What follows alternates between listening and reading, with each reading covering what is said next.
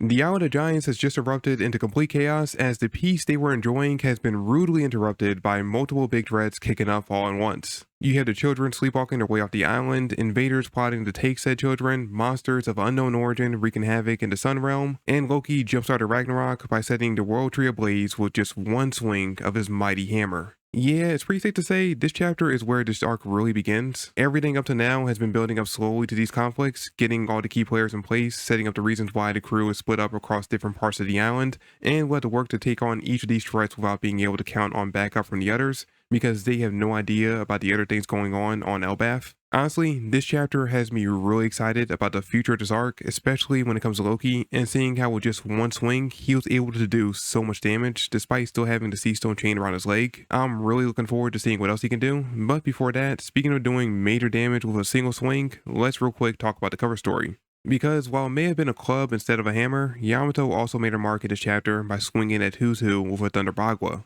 Now, based on the text, seems like her only goal was to retrieve Yasuo's sword and save the girls that had been kidnapped. Doesn't seem like she really intended to save Ulti in page 1 here, but she still did, and based on common sense, we can figure that they're going to feel indebted to her. Actually, now that I think about it, isn't this exactly how Odin got his first two vassals? He saved them by accident and they just started following him around. Same thing's likely going to happen with these two, so I guess history really does repeat itself. Personally, I'm still not a big fan of Yamato's whole I'm Odin mindset, but Oda seems set on making her basically relive his journey throughout Wano in her own way, so that means we have much more of this cover story left to go. And actually, I just thought of this. You know how Jack's been missing since he lost back in Onigashima? What if Oda plans on bringing him back in this cover story? Because a big part of Odin's early journey is him saving a village from a giant boar that was rampaging. I'm betting that we'll end up seeing Jack serving that same role, going on a rampage throughout Wano, and it'll be Yamato who ends up taking him down, which in turn will earn her a lot of trust from some of those who still can't accept her due to her being Kaido's kid. Okay, you know what? I'm starting to see the vision. If this is what Oda's planning, then I might genuinely be excited for the future of this cover story. The big question though, if that ends up happening, what's going to happen to Jack after? Because the board that Odin cut in half, well, he somehow managed to stitch it back together, and it basically became his pet. I don't see Jack going down that route. He may have been completely devoted to Kaido, but I doubt he settled on being Yamato's pet even if she is Kaido's kid.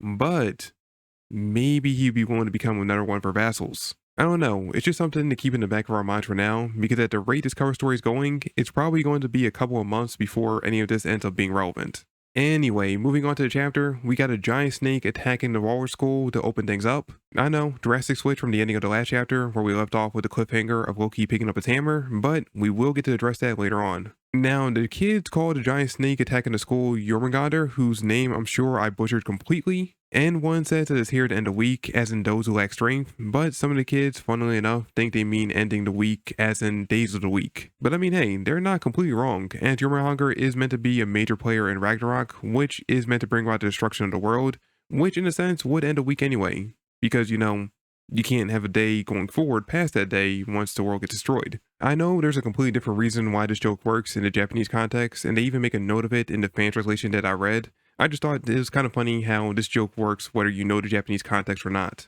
Now, the snake admittedly looks terrifying. If I was one of those kids, I would have definitely ran screaming for help too. And lucky for them, they do get saved from it by a combined effort of the principal of the Walrus School, Kiba, who was not only a former member of the Giant Warrior Pirates, but also clearly the one the school's named after, as he looks like a walrus himself, knocking it away from the school with his hammer, and Saul, who takes it out with a hockey-infused punch to the skull. And by the way, Robin and Chopper are with him, tucked away safely inside his beard, so it looks like this is going to be the group defending the children at the school. There's also a giant on this team, the school's math teacher named Bride, whose name I'm also sure I just butchered, and I believe this is the first giant we've met since getting to Elbaf that we can confirm actually has horns, meaning that he's a descendant of the ancient giants just like King Harold was. He doesn't really do anything in the chapter besides help Anj alert Kiba about the giant snake. I just wanted to point him out because we haven't really seen many of those kind of giants so far. In fact, I actually just assumed that he'd been mostly wiped out back in the big battle we saw the aftermath of in the castle, but it looks like at least one is still kicking.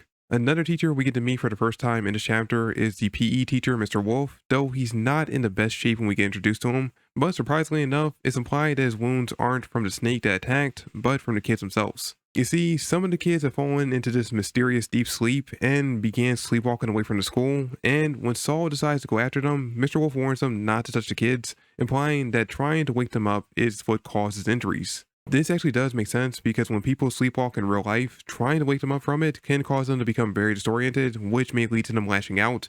That's why it's suggested that you just try to gently lead them back to their beds and let them sleep it off. Not that that's really an option in this situation because the kids are heading straight towards people that are trying to kidnap them, so this team is going to have to find a different approach to saving them, which just became twice as hard because before they can go and try to save the kids that have already left the school, the other half end up falling asleep as well. On top of that, more monsters have just popped up in the forest of the Sun Realm, this time a giant wolf and bird, so things just got that much more complicated, so much so that they have no choice but to sound a horn to alert the rest of the giants of what's going on. Though I don't really get how the horn tells them that hey, the forest is being attacked by giant monsters and the kids are sleepwalking over to the beach.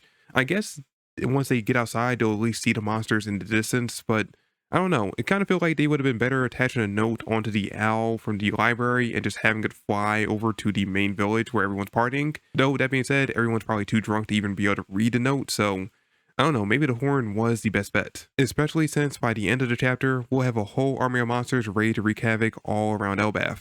Now, the first thing you'll notice about these monsters is that design-wise, they look very similar to the drawings we've seen in the mural a few chapters ago. And that's because, just like the mural, these were all drawn by kids, specifically these kids here at school, as a class project where Anj had them draw their worst fears. Not really sure why she chose that as a topic. I personally would have said, hey kids, draw me a picture of something you like, your parents, your favorite animal, you know, something that's not going to scare them to think about. In fact, having that as a project is probably what helped push these thoughts into the front of their minds, so it became that much easier for them to manifest into the real world. But still, all these monsters we see at the end here are just the worst fears that these kids have in a more detailed version because this is them being manifested exactly as the kids imagine they look, but just weren't skilled enough to illustrate that on paper. And we find out that these were all brought to life seemingly by the power of Saint Killingham. Looks like his ability works like this. He's somehow able to make someone fall asleep from a distance. After they reach a certain level of sleep, he can force them to sleepwalk to wherever he wants, and while in this state, he's able to manifest their dreams, or in this case their nightmares, into reality. Side effect though, seems like using its ability also makes him sleepy as well. So probably not the best ability to use in combat, but in situations like this where you're just trying to kidnap some kids, yeah, that actually is kind of useful. Now, I tried doing some research, but I couldn't find any mythical dragons outside of the ones from D&D that specifically had a power similar to this.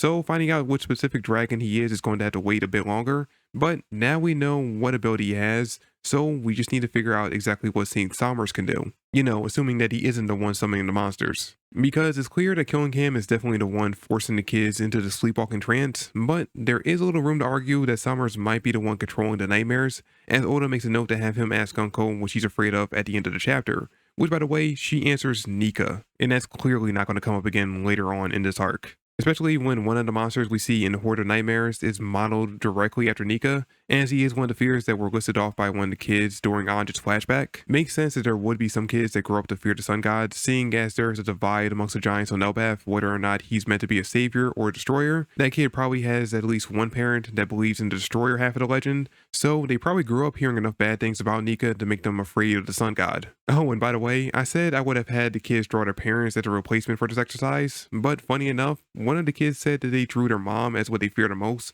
So inside this horde of monsters, it's just one monsterized version of an actual giant that lives on Elbaf. Thought that was kind of funny, and it would be even funnier if we have said giant meet this nightmare version of herself later on, even if it's like just a small panel or background interaction in one of the larger panels of the monsters. But now we know what Robin and Chopper's roles will be in this arc. Robin assisting Saul and the other teachers in stopping the kid from sleepwalking to the beach, lightly fighting off against St. Killingham while they do it, while Chopper works on finding a way to wake the kids up. We can also figure out that the Straw Hats that were still at the party, Nami, Usopp, Brook, and Jinbei, will likely be helping out by fighting off the nightmares, with possibly Jinbei going toe-to-toe with St. Somers. Though honestly, I prefer to see Brook step up to the plate for that one. I feel like we haven't really given him enough time to shine lately, so this might be the time for it to do it. Also, and I really hope this ends up happening, I want to see Nami and Usopp tag team against Gunko. Usopp really needs to take out a main opponent in this arc, and since I don't think he can take on Gunko or any of the other Saints by himself, having Nami as a backup will be a good help. Plus, I still think that having him go up against Gunko's arrows will be a great way to train his observation haki. Don't know how we get there, but that's the matchup that I want to see the most. And also, I do have a theory on how Frankie in a non-traditional way will end up helping Usopp and Nami take out Gunko, but I'm saving that for another video that I'm working on. Which just leaves the monster trio in the underworld facing off against the Forsaken Prince of Elbaf. And gonna be honest, even with Gear 5, I think it's gonna be a close call here. That's how much of a monster Loki comes off as. Because even with a shackle made of sea stone, which was stated back in Wano to be able to stop Devil Fruit users from being able to use Haki, he still managed to use it with his hammer, striking a tree with lightning, causing part of it to catch on fire. And we already know from the last chapter why that's such a big deal. Now, to be completely fair to power scales out there, this all could be a trick. Loki might have stored Haki inside of his hammer prior to being locked up to make others think that he can still use Haki despite the sea stone, but that still makes them a major problem for this group to deal with. Of course, that is if they do end up fighting. Something tells me that in the coming chapters, we might get a quick skirmish with this group, maybe Loki swinging his hammer at his brother and the rest, but the longer this fight goes on,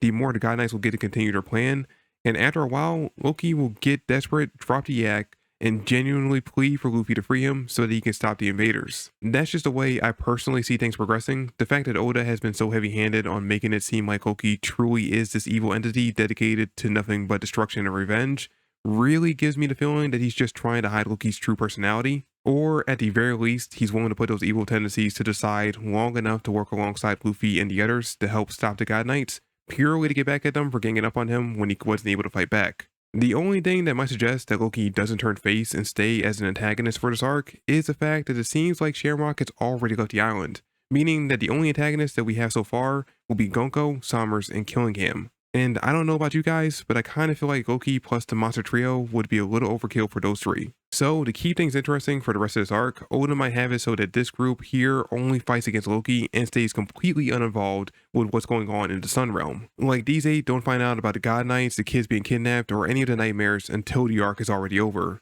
They just have their attention solely focused on stopping Loki from going on another rampage. And you know what? Now that I think about it, that actually would be kind of interesting because I don't think we've ever had an arc where these 3 were completely separated from the main conflict and that they had to be saved by the normally considered weaker members of the crew.